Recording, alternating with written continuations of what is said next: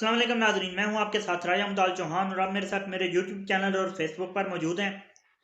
नाजरीन, गुज़िश्ता चंद दिनों से हम आटा और रोटी की बात सुन रहे हैं। आटा सस्ता हो गया, रोटी सस्ती हो गई है और रोटी को 16 रुपये कर दिया गया है। 16 रुपये रोटी की तो हो गई है, लेकिन एक मुख्तसरन मैं ये कहूँगा कि बाकी जो तमाम अशियाए खुर्दोनोश हैं, इसके साथ साथ पेट्रोल जो डेली लाइफ के में यूज़ करना है हमारे अवाम ने, पाकिस्तान की अवाम ने, उनकी कीमतें कहाँ पर जा रही हैं। चलें, रोटी और आटे को लेके बात करते हैं। बेसिक नेसेसिटी है, यकीनन इसे सस्ता होना चाहिए और इस पंजाब हुकूमत के इकदाम को सराहना चाहिए।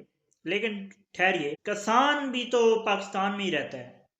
जो गंदम बीज रहा है वो भी तो पाकिस्तानी शहरी है। उसे डीजल किस रेट पर मिल रहा है? जाहिर है डीजल का आप सोच रहे होंगे क्या ताल्लुक, गंदम की बिजाई से लेके गंदम की कटाई तक डीजल का ही तो तलक है। ट्रैक्टर में डीजल ही तो डलता है। ट्रैक्टर से जाहिर है उसने अपना काम करना है। उसके बाद जो कटाई है उसमें भी या तो ट्रैक्टर यूज़ होता है या कंबाइन हार्वेस्टर यूज़ होता है, और दोनों डीजल से ही चलते हैं और डीजल का ही सारा काम है।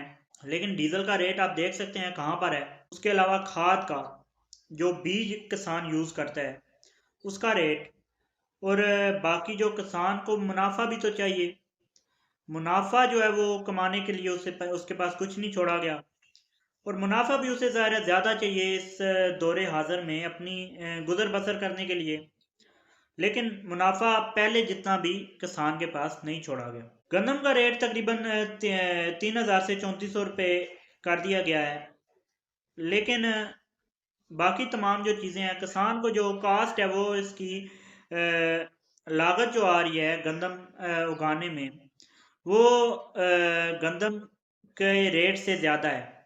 और इसका एक इफेक्ट ये भी है, पहले ही हम जो है वो गुज़िश्ता चंद सालों से गंदम जो है वो इंपोर्ट करने पर मजबूर हैं, और यही वजह है कि हम जदीद जो ज़राए हैं उन पर नहीं चल रहे, और जदीद मशीनरी और जदीद तर्ज काश्त को हम नहीं अपना रहे। पहले ही हमारा हालात जो है वो ठीक नहीं है एग्रीकल्चर के अंदर।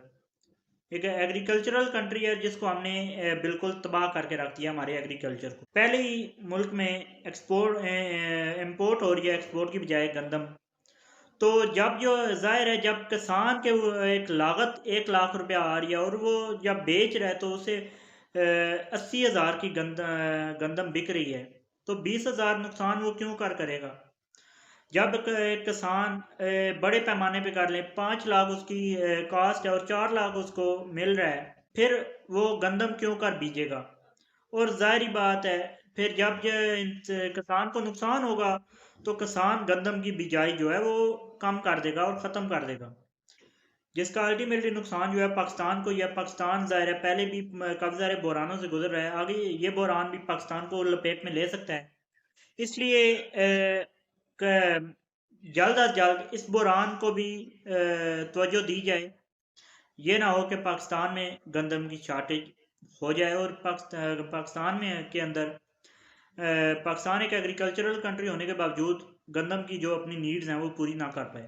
इससे पहले ये मामलात अपने ठीक कर लेनी चाहिए। अब तक के लिए इतना ही। चैनल को सब्सक्राइब और वीडियो को लाइक कर दीजिए। मुझे दीजिए इजाज़त। अल्लाह हाफ़िज़।